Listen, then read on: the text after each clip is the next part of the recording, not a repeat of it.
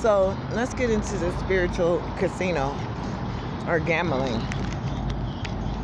So while this shit has been going on, Nipsey basically told me there's like a spiritual betting thing going on.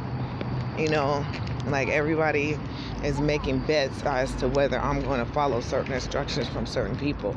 So there's been people, you know, that have been trying to send me messages or make songs that have certain spirits in them or messages or instructions, and they want to see if I do it. And that's to prove, you know, they are who they say they are, that I am who I say I am. It's basically to gather the trust and the understanding like this is real. And I've been doing it. Like, I literally been spending my money, the little bit of money I have, to do these rituals and buy the shit that people want. And some of it is stuff that their ancestors want. While I was out there homeless, I had other homeless people that knew what was going on. They would give me certain shit to eat because they knew that was their family member's favorite food or something like that. You know, and they'd have a conversation with me and they'd be talking about something or say some name or whatever. They were basically trying to see if I could draw the spirit of their ancestor down so they could have a conversation with them somehow through me. But these are broke people. These are homeless motherfuckers with no fucking money. You feel me?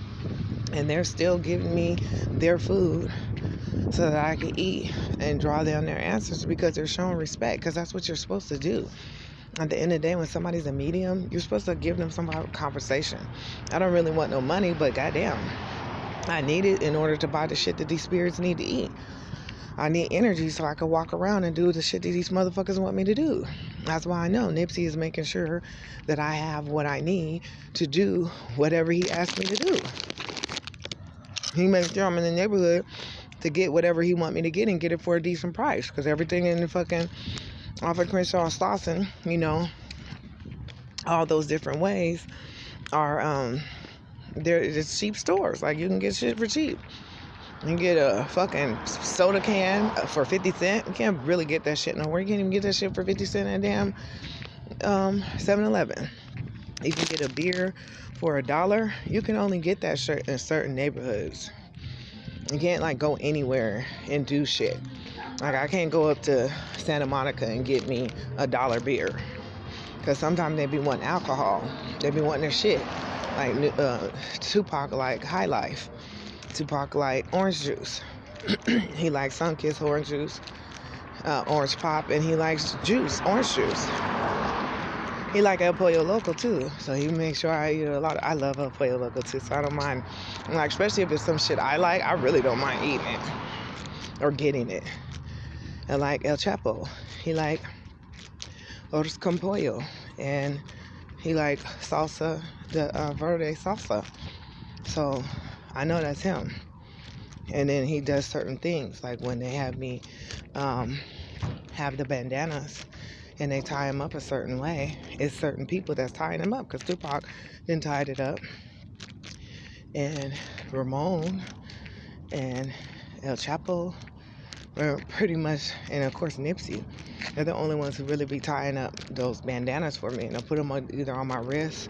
Oh, and Snoop Dogg, that one that was like a triangle that I had on my belt, on my hip, Snoop Dogg tied that up because he told me. He was the one that tied it. That day I did that video at Starbucks, and I was doing that day and night in Kid Cudi. I know that motherfucker was somewhere around because he said it in that music. He seen me because that same day I showed a picture of my tattoo, my big old panther on my back. That's of my tribe, which is the same tribe that Tupac is in. I know he saw me that day because he put it in the music. And I think he was there because he said she seen me drive by, and all I know is like some kind of dark navy blue Charger or something that drove by and sped by real quick while I was out there dancing and shit. But I was having a good time because I could feel he was in my body. I could feel Scott, and he makes me feel amazing. And then I let him control my body a certain way so he can make me do shit I really never did before. Like, he would make me spin around and do certain little dances that damn sure can make somebody fall on their ass so you could fucking slip or something. I ain't never fell, I ain't never slipped, and nothing bad ever happened to me. Only thing that was happening was like he was making me get up and shit, and I was dropping my phone and crack my phone, or motherfuckers were making me walk away from shit. Like I would put something down and somebody be in my body and they make me get up and I leave something that I needed, like a fucking hat or something, a scarf, and I'd be cold and I'd be pissed.